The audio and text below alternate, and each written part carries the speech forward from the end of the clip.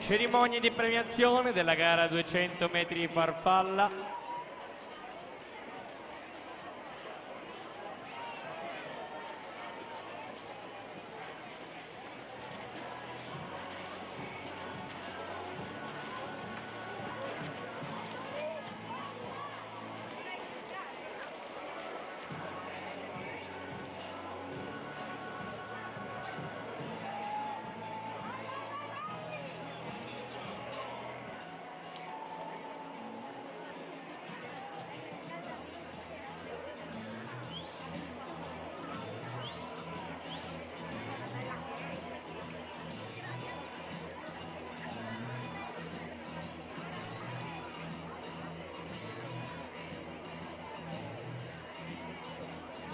Cerimonia di premiazione, 200 metri farfalla, ragazzi maschi, consegna le medaglie Stefano Cerchier, presidente Idros, che consegna la medaglia di bronzo per il suo terzo posto.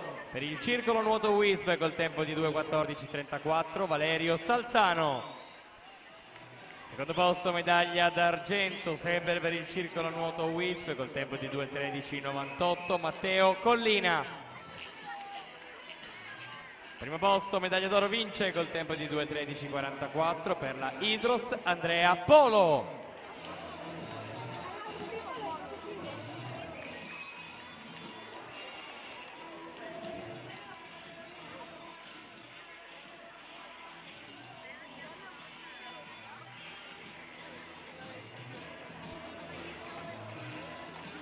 Per la quarta serie, i blocchi di partenza in corsia 1, Kylie Seelen, South African Team, corsia 2, Kailin Rodge, South African Team, corsia numero 3, Anna Maria Neamtu, Antares Nuoto, alla 4, Aimee Minterand, Gesti Sport, corsia numero 5, Anna Robertson, South African Team, corsia numero 6, Barney Lee Doster, South African Team, corsia numero 7, Matilde Bincoletto, Wisp Nuoto Cordenons, alla 8 Brooklyn Harvey, South African Team.